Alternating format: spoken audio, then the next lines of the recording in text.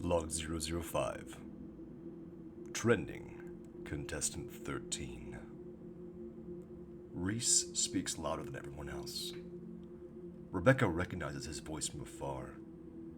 He stands amid a cluster of contestants, laughing and gesturing dramatically. Now, not only do the twins surround him, but also three young women, and a boy with distant eyes and grayish skin. They're all criminals, but he looks like a real delinquent.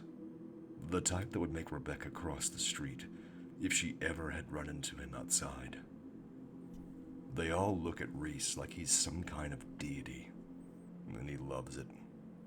His desperate need for attention strikes her as almost pitiful, reminiscent of a small child whose mother is too distracted by a drunken husband or unpaid bills, seeking attention, approval, or any form of parental care. At that thought, a soft chuckle escapes her lips, barely audible above the noise, yet somehow carrying through. From the corner of her eye, she notices a shift among the group around Reese.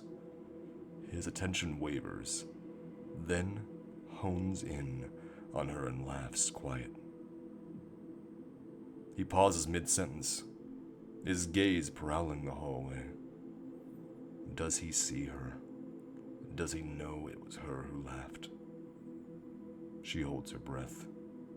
He looks at her, but his expression gives her nothing. His dark, fathomless eyes unnerve her. After a beat, he resumes his loud talk. But that brief pause, that faint hesitation, tells her he might have noticed. She hopes not. The last thing she wants is the ire of a self-proclaimed celebrity and his fanatical admirers. She already suspects how unforgiving this world of life can be, even after just a few hours. When Reese finally finishes his theatrical display, his gaze snaps back to Rebecca. He pushes through the growing crowd. Despite some of them asking where he's going and pleading him to stay, he just ignores them. He's lost an interest in them, and their disappointed faces show they know it. His focus is somewhere else now, on her, on Rebecca. He approaches her from the side and starts talking immediately. His voice softens to the point of sounding intimate. That's a voice not everyone gets to hear, or that's what he wants her to believe. He speaks clearly, with a melodic tone, yet the unease Rebecca feels because of him, because of all the other contestants watching her like she's the luckiest person in the world, warps his sentences into an unintelligible blur in her mind. There are people here that clearly don't belong. You know what I mean? Shoplifters, potheads. But you, who obviously do. You look more delicate than any of them. Let me give you a hand. Rebecca's eyes go wide as she lifts her face to meet his. Whatever that was he told her, his eyes give her just a little.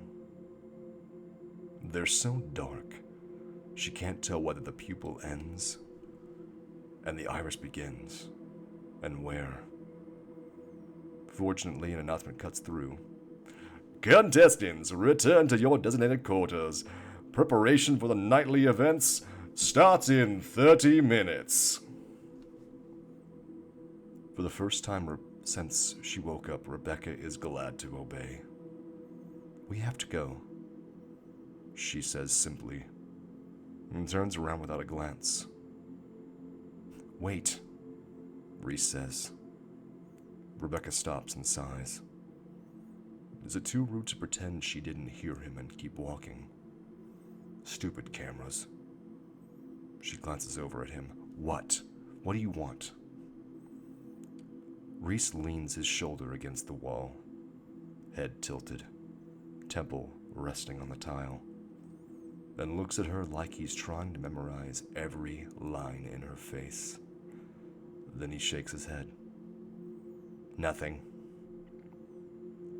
He's probably still looking at her when she pivots on her heels and walks away, but she doesn't turn around to confirm her suspicion. The hall empties abruptly. For a second, she's thankful for the silence, until the mechanical thrum within the building and the upbeat music return.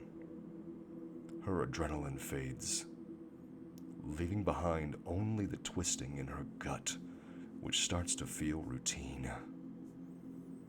She reaches her room 42, and hurries inside, closing the door quickly behind her. Inside, she hardly recognizes the space as part of the same facility. A minimal, feminine, yet sterile design greets her. Silent.